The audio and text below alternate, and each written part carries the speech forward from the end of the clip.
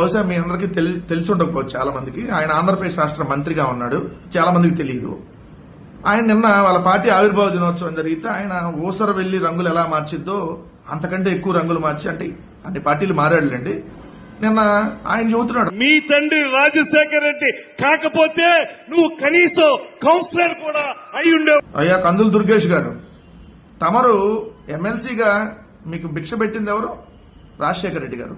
2007 నుంచి 19 మధ్య మీరు కాంగ్రెస్ పార్టీ ఎమ్మెల్సీగా రాజశేఖర రెడ్డి గారి భిక్ష వల్ల, ఆయన దయ వల్ల అయ్యారు. వైఎస్ రాజశేఖర రెడ్డి గారి ఆశీస్సులతోటి శాసనమండలి సభ్యుడిగా 6 సంవత్సరాలు పనిచేసిన సందర్భంలో రాజశేఖర రెడ్డి గారు చేపట్టినటువంటి ప్రజా సంక్షేమ కార్యక్రమాలని ప్రజాబాహుళ్యంలోకి తీసుకువెళ్ళడానికి నిరంతరం కృషి చేసినటువంటి నేపథ్యంతో తిరిగి అదే పద్ధతిలో జగన్మోహన్ రెడ్డి గారి నేతృత్వంలో పెద్దలందరి సహకారంతో పేద ప్రజల సంక్షేమం కోసం, అభివృద్ధి కోసం వైఎస్ఆర్ కాంగ్రెస్ పార్టీ చేపట్టే ప్రతి కార్యక్రమాన్ని కూడా క్షేత్రస్థాయికి తీసుకువెళ్లి బలోపేతం చేయడానికి కృషి చేస్తానని సందర్భంగా తెలియజేస్తూ, దాని తర్వాత మళ్ళీ జగన్మోహన్ రెడ్డి గారి దగ్గరకు వచ్చి జగన్మోహన్ రెడ్డి గారి పార్టీలో చేరి ఆ రోజు మళ్ళీ మీరు చంద్రబాబు నాయుడు గారిని తిట్టిన మాటలు, పోలవరం ప్రాజెక్టుని నీరుగార్చడానికి చంద్రబాబు నాయుడు గారు మరొకసారి తనదైన శైలిలో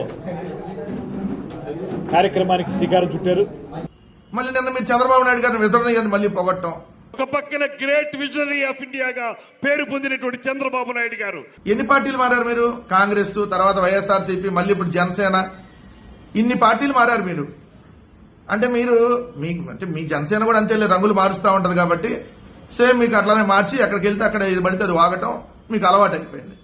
రాజశేఖర రెడ్డి గారి ఆశీస్సులతో 2009వ సంవత్సరంలో కాంగ్రెస్ పార్టీ ఎంపీగా జగన్మోహన్ రెడ్డి గారు అయ్యారు. కానీ రాజశేఖర రెడ్డి గారు చనిపోయిన తర్వాత, రాజశేఖర రెడ్డి గారు లేనటువంటి సందర్భంలోనే 5,43,000 ఓట్ల మెజార్టీతో పార్లమెంట్కి ఎన్నికైన వ్యక్తి జగన్మోహన్ రెడ్డి గారు. రాజశేఖర రెడ్డి గారు చనిపోయినాకే సింగిల్ గానే ఆయన అపోజిషన్ లీడర్ 67 సీట్లు, 45% ఓటింగ్, సింగిల్ గానే 151 సీట్లు ముఖ్యమంత్రి, సింగిల్ గానే. మీలాగా మీరు ఈరోజు ఎమ్మెల్యే అయ్యారంటే అది ఈవీఎంల దయో, లేదంటే మీరు 3 పార్టీలు 3 జెండాలు కలిసి దుష్ప్రచారం వల్ల మీరు ఈరోజు ఎమ్మెల్యే అయ్యారు, మంత్రి పదవి వచ్చింది మీకు. సో మంత్రి పదవి వచ్చినప్పుడు మన స్థాయి ముందు ఎక్కడి నుంచి వచ్చిందో వాళ్ళని విమర్శ చేయటం మానేయాలి. మానేసి ప్రజలకు ఏం చేస్తాం, మనం టూరిజం పరంగా, మీరు టూరిజం శాఖ మంత్రి, మరి మీరు టూరిజం శాఖ మంత్రిగా ఉంటే రిషికొండకి బ్లూ ఫ్లాగ్ హోదా పోయింది. సిగ్గుతో తలదించుకోండి, ముందు సిగ్గుతో తలదించుకొని దానికి సమాధానం చెప్పండి ఫస్ట్. అంతే తప్ప ఇలా పిచ్చి పిచ్చి వాగుడు దయచేసి వాగొద్దు.